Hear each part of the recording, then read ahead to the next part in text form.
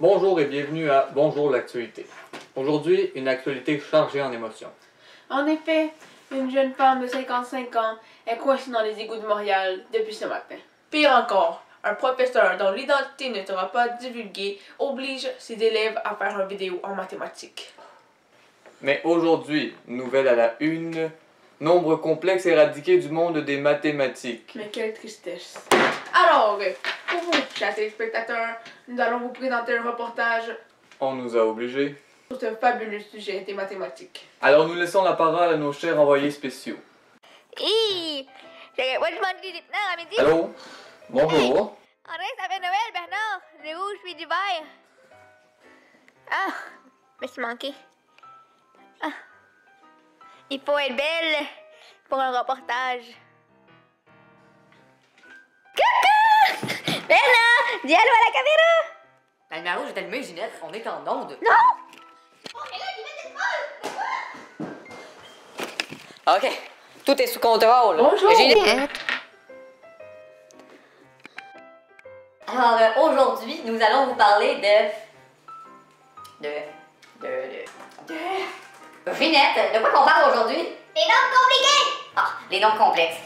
Exactement. Un reportage exclusif sur les nombres complexes. Les nombres complexes ont vu le jour dans le milieu du 16e siècle. On n'est même plus au 16e siècle, c'est bien compliqué.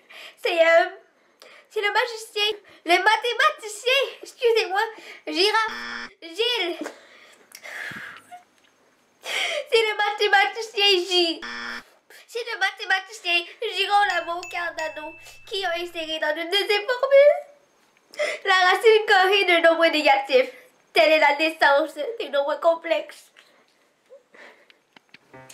Alors, en mathématiques, les nombres complexes forment une extension de l'ensemble des nombres réels, contenant en particulier un nombre noté généralement i, tel que i exposant 2 est égal à moins 1. En d'autres termes plus comprenables, un nombre complexe représenté par la lettre z est composé d'une partie réelle a ainsi que d'une partie imaginaire b. Alors le nombre 5 plus 2i, 5 est dans la partie réelle du nombre. 2 étant la partie imaginaire du nombre. 3 plus 4i, 3 étant la partie a du nombre. 4i étant la partie b du nombre. Alors comprenez-vous, chers représentateurs de nouvelles télévisions, Quoi? est-ce que vous nous écoutez? C'est une des parties les plus faciles.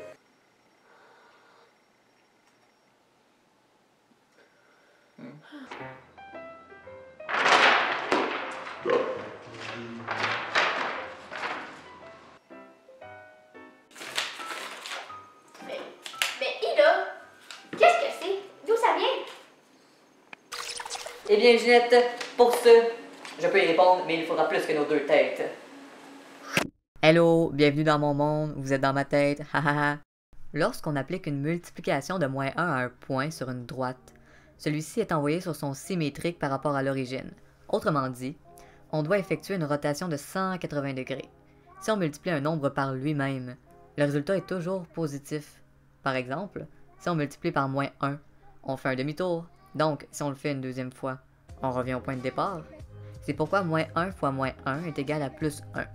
Il s'agit du même principe avec 2, 34, 26 et n'importe quel autre nombre d'ailleurs. Il n'y a donc aucun nombre qui, multiplié par lui-même, donne moins 1. Autrement dit, moins 1 n'a pas de racine carrée. Mais alors, Robert Argan a dit, puisque multiplié par moins 1, c'est tourner de 180 degrés. Sa racine carrée, c'est faire tourner de la moitié, de 90 degrés. Si je tourne deux fois d'un quart de tour, je tourne d'un demi-tour. Le carré d'un quart de tour, c'est un demi-tour, donc moins 1. Argan déclare donc que la racine carrée de moins 1 correspond au point qui est l'image de 1 par la rotation de 90 degrés. Cela nous force donc à sortir de notre droite horizontale et nous venons d'attribuer un nombre à des points qui ne sont pas sur la droite. Comme cette construction est étrange, on dit que la racine carrée de moins 1 est un nombre imaginaire noté i. Une fois avoir osé sortir de la droite, la suite est facile. Lorsque notre axe est tracé, tout point dans le plan est un nombre à part entière. C'est donc par cette façon de penser qu'on a trouvé l'identité imaginaire i, rattachée à la partie b du nombre complexe. En résumé, Un nombre complexe comprend une partie réelle A ainsi qu'une partie imaginaire B à cause de l'identité imaginaire I qu'on vient de trouver. Palpitant. Alors, ne nous quittez surtout pas, car cela continue après la pause. Malheureusement. C'est débile comme reportage. Vraiment. Mm. Ah, c'est commencé. Alors, bienvenue à Bonjour l'actualité. Continuons ce reportage sur les nombres complexes faits par des personnes très... Charmante. si on peut le dire. Merci beaucoup, Bernard, pour cette fabuleuse explication. Ça fait plaisir! Mais là, les nombres complexes dans un plan cartésien, est-ce que vous savez à quoi ça ressemble? Le savez-vous? Est-ce que vous le savez? Moi, je le sais. Les nombres complexes dans un plan cartésien. Alors voilà la réponse. Bernard! Comme Bernard le sait bien mentionné, A est représenté par l'axe des abscisses, les nombres réels qui existent. B est représenté par l'axe des ordonnées, les nombres imaginaires. Un nombre complexe peut être situé partout dans le plan cartésien, comme notre exemple ici. M. Pourquoi M? Parce que tout nombre complexe est représenté par cette lettre dans un plan cartésien. De plus, vous pouvez remarquer une certaine ressemblance entre les vecteurs et les nombres complexes. C'est assez simple, n'est-ce pas? Parce que, tu sais, moi je suis pas stupide! Puisque les nombres complexes sont une nouvelle matière pour vous, il est primordial qu'un nouveau vocabulaire s'impose. Parce que, non, les nombres complexes n'ont pas les mêmes termes qu'avec les vecteurs. Bernard, pose pipi! Nouveau vocabulaire relié aux nombres complexes. Bonjour, ce que Ginette a dit est tout à fait vrai. Z, pour un vecteur, aurait représenté sa norme, mais pour un nombre complexe, cela représente son module. Distance partant de l'origine jusqu'à M, il représente exactement la même chose que la norme d'un vecteur et se calcule exactement de la même façon, c'est-à-dire la racine carrée de A à la 2 plus B à la 2, mais ce n'est pas le même terme. 1 minute. Vaut mieux s'exercer avant de crier victoire. Dans le problème, on a trouvé le module Z du nombre complexe 1 plus 3i. On sait que cette réponse nous donnera la distance partant de l'origine jusqu'au point M. Dans ce calcul, i n'est pas considéré puisqu'il s'agit de l'unité imaginaire. On peut donc considérer le calcul qui nous reste à faire à la recherche de l'hypoténuse dans un triangle rectangle. Bref, par la formule racine carrée de a à la 2 plus b à la 2, on obtient racine carrée de 1 plus 3 à la 2, ce qui nous donne la racine carrée de 1 plus 9 ou bien la racine carrée de 10. Voilà le module de 1 plus 3i. Cette méthode peut d'ailleurs s'appliquer à n'importe quel nombre complexe où qu'il soit dans le plan cartésien. Et ceci, ça vous semble familier, hein? L'orientation de vecteur? Eh bien non! On le nomme l'argument. Il se calcule aussi par rapport à l'abscisse en sens antihoraire. Maintenant, on va essayer de trouver l'argument du nombre complexe 2 plus 3i. Pour ce faire, on peut y aller par la bonne vieille méthode, c'est-à-dire les relations trigonométriques, comme on le faisait avec les vecteurs. La relation qui nous importe pour trouver l'argument du nombre complexe, c'est tangente, mettant en relation le côté opposé sur le côté adjacent, qui sont respectivement la partie B du nombre complexe sur la partie A. Dans cet exemple-ci, on aurait donc la tangente de 3, la partie B du nombre complexe, sur 2, la partie A. Encore une fois, i n'est pas considéré puisqu'il s'agit de l'identité imaginaire. Donc, l'arctane de 3/2 est égal à l'angle. Par contre, il faut faire attention de la position du nombre complexe dans le plan cartésien. Comme avec les vecteurs, on calcule l'argument en sens antihoraire et parfois peut-être il faudra ajouter 90 degrés ou en soustraire, cela dépend de sa position dans le plan cartésien. Aussi, il existe un autre moyen pour calculer l'argument d'un nombre complexe, mais nous le verrons plus en détail à la fin de ce reportage. Et pour finir, le point P. Mais que représente ce point extravagant qui sort du décor? Une coordonnée? On ne sait pas trop. Eh bien, le vrai terme est affixe, représenté par le point A plus BI, et représente en quelque sorte les coordonnées de nombres complexes, mais pas sous la forme x plus y, plus sous la forme A plus BI. Bref, si on veut trouver l'affixe du nombre complexe 4 plus 2i, vous serez d'accord avec moi que nous ne pourrons pas utiliser le point x, y, mais bien le point A plus BI. Donc, l'affixe du point 4 plus 2i est bien 4 plus 2i. En résumé, le module de nombre complexe est la distance partant de l'origine jusqu'au nombre complexe dans le plan cartésien. L'argument du nombre complexe, quant à lui, est l'angle que forme l'axe des abscisses avec le module du nombre complexe en sens antihoraire. Et son affixe est le point du nombre complexe dans le plan cartésien. Comme le nombre normal, les nombres complexes ont eux aussi des propriétés. Quelques propriétés des nombres complexes. Ah! Vous êtes là. que Ginette a dit est tout à fait vrai. Les nombres complexes peuvent s'additionner et se soustraire entre eux-mêmes. Pour ce faire, nous procéderons de la même façon que nous faisons avec les identités algébriques. En effet, nous allons additionner ou soustraire la partie A des nombres complexes ensemble et additionner ou soustraire la partie B des nombres complexes de leur côté pour ne pas mélanger le tout. Il ne faut pas oublier que les nombres complexes peuvent se multiplier et se diviser aussi. Pour se multiplier, il suffit de distribuer la partie A et B du premier nombre complexe à chacun des termes du second. C'est un peu comme on ferait avec l'identité algébrique. Mais il ne faut pas oublier que I équivaut à la racine carrée de moins 1. Donc, élevé au carré, la valeur de I revient à annuler celle-ci.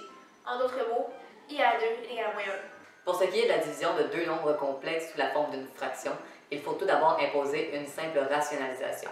Cette même rationalisation nous demandera donc d'appliquer deux produits, un au numérateur et un au dénominateur. Ces deux mêmes multiplications nous amènera donc un nombre complexe au numérateur et un nombre réel au dénominateur. Nous pourrons par la suite scinder cette fraction en deux, une fraction réelle et une fraction comportant un nombre complexe. Il existe bel et bien une autre propriété au nombre complexe, mais nous la verrons à la fin de ce reportage. Bernard, j'aimerais bien être seule un moment, s'il vous plaît. Ok. Bien que les nombres complexes ne sont pas les plus connus, ils ont tout de même une très grande importance dans bien des domaines. Les nombres complexes dans le monde de tous les jours. On les utilise surtout en mathématiques, mais aussi en sciences physiques, telles que les ondes électromagnétiques en tant que telles, l'informatique et surtout, bien sûr, l'électronique. Juste un petit astérix là, avant de laisser faire le show à Ginette. Là. Vous rappelez-vous du discriminant là, dans la formule quadratique? Vous savez, il était obligé d'être positif, sinon il n'y avait pas de réponse. Ben, avec les nombres complexes, même un discriminant négatif peut avoir des réponses. C'est-tu pas assez merveilleux? On a juste à prendre la racine carrée négative et la remplacer par i. Non, arrêtez de pleurer, là. C'est pas si terrible, là. Bon. Je vais laisser le show à Ginette, ça a l'air. Nous partons à la découverte des nombres complexes dans le circuit électrique. I can live a lie running for my life. I will always want you. I came in like a wrecking ball.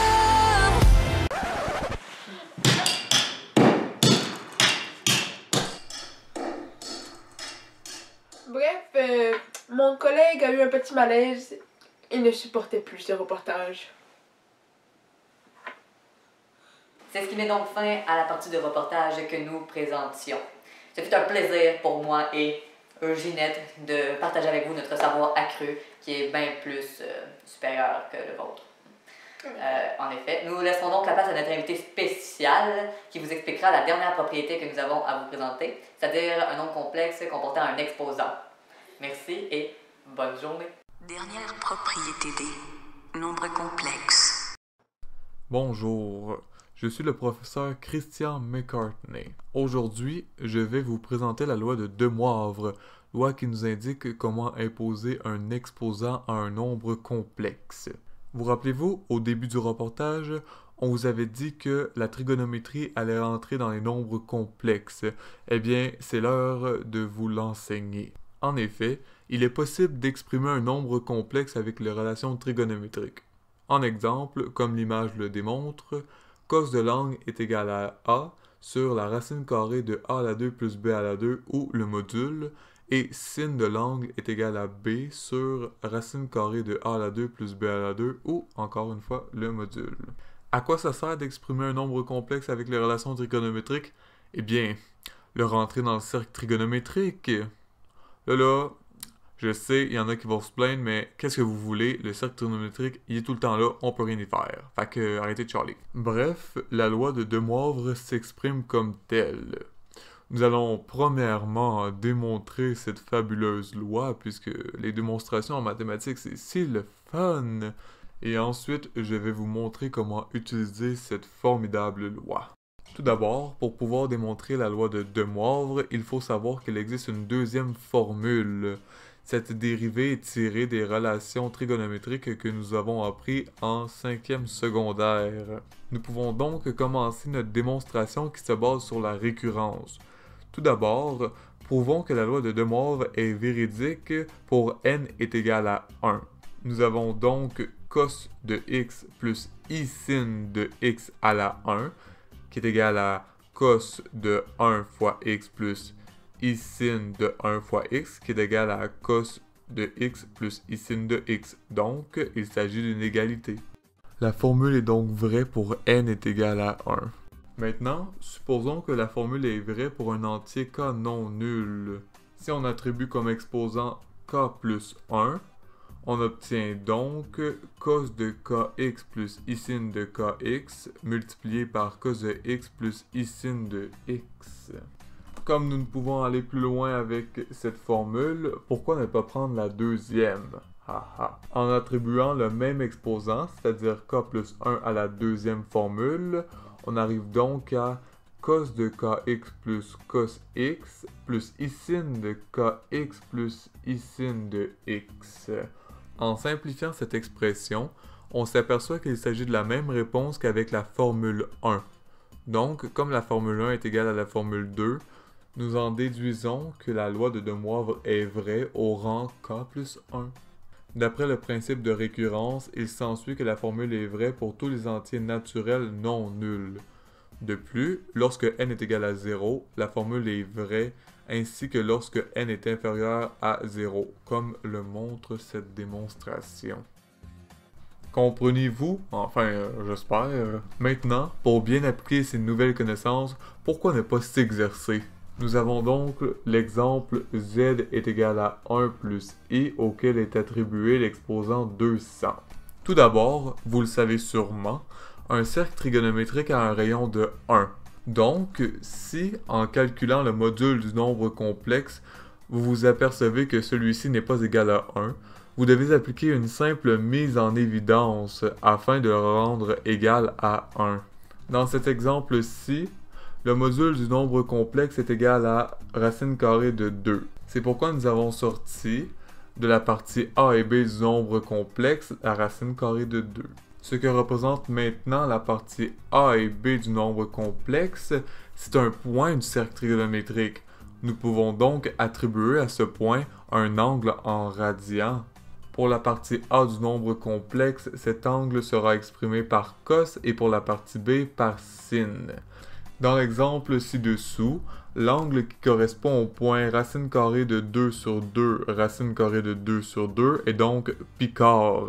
Pour le reste, nous faisons qu'appliquer la formule, c'est-à-dire on rentre l'exposant 200 dans cos et i sin, et nous faisons que calculer cos de 50π et sin de 50π pour nous donner à la fin 2 exposant 100.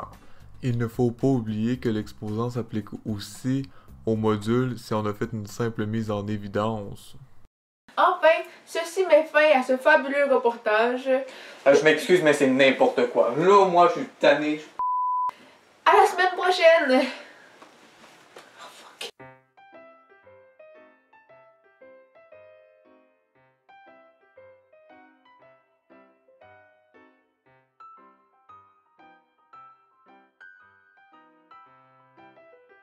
Penses-tu qu'il savait que c'est un poisson d'avril?